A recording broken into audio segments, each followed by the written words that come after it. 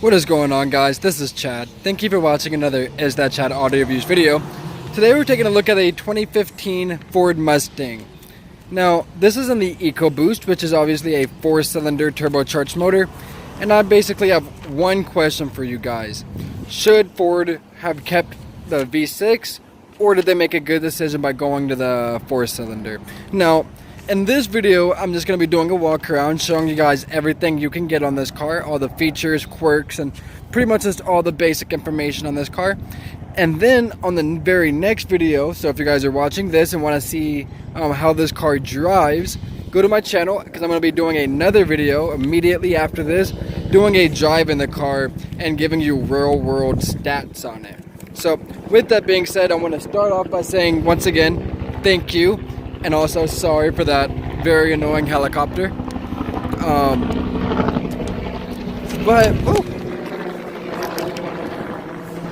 Okay, so to start off with this car once again is a 2015 Ford Mustang in the EcoBoost, and the motor on it is a 2.3 liter 4-cylinder turbocharged motor. That's paired with the 6-speed automatic transmission, and obviously you can get that in a 6-speed manual as well. And it has 310 horsepower and 320 pound-feet of torque. So really good power. Gas mileage on the car, I'm not 100% sure. However, my thing is, if you're buying a Mustang, probably don't care a huge amount about gas mileage, but that's my thinking. So let's go ahead and go over some of the features of the car.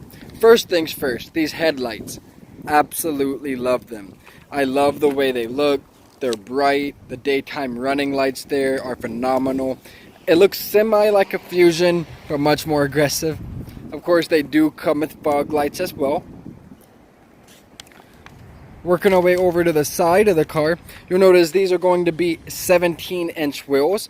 And then from this angle as well, you notice that you do have a front splitter on the front of it. And you also have these side skirts, which are of course both things that you get on every Mustang. But these wheels do look great on this car. You could change them and they would definitely look a lot better. But definitely not bad for stock wheels. They are alloy. Coming back here to the back, notice one thing, the very first thing is the fact that this rear deck lid has been changed. This is not the factory one. I'll show you the factory one once I get inside of the car. I really like this black one more though. I think it looks much more aggressive. The other one just has the horse on it. Another thing I want to bring up back here is these tail lights. These tail lights look amazing. I love them, especially when the turn signals are on. I just think they look phenomenal. They are all LED. Another thing I'll bring up, speaking of lights, is this reverse light. I have a major problem with the reverse light being down here. Now, I've never driven this car at night and reversed, so I'm not 100% sure. But my thinking is that this the reverse light is pretty useless. I mean, the angle, it's way down here at the bottom. So I just don't see how you can get enough light output from back there to see what you're doing. So drop a comment, let me know if I'm wrong on that, but I would assume I'm not wrong. Now, this car has dual exhaust. Now you notice that this is not the stock exhaust, I don't think. Let me start it for you, because this car does have remote engine start. So let me start it. Maybe.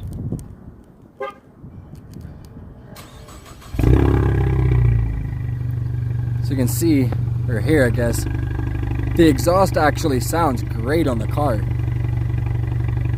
Yeah, it sounds really good actually. Like I said, I don't think it's the stock system, but it sounds really good.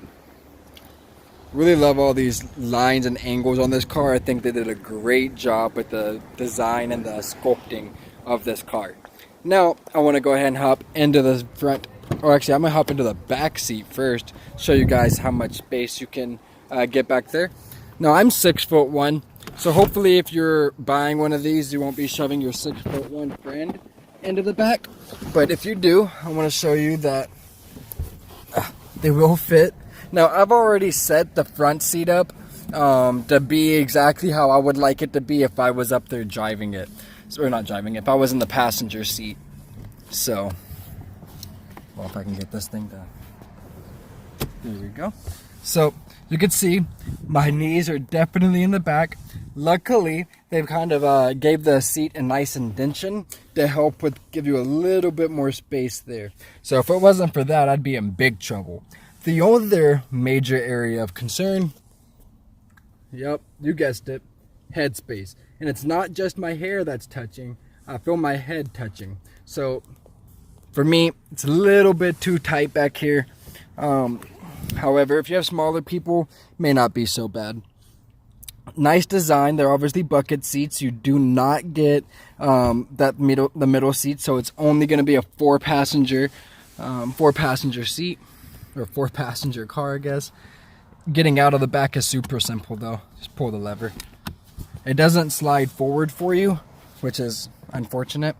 However, this passenger seat is a power seat, all except for the back, which is the same on the driver's side.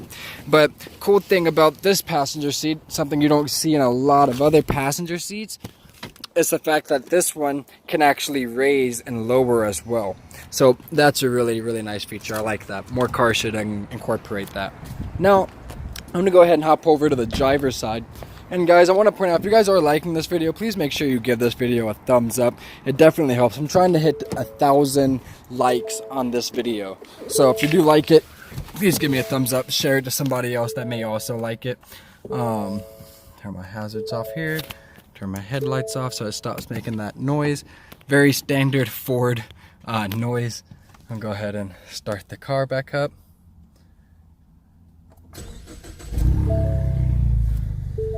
Even on the inside, it sounds good.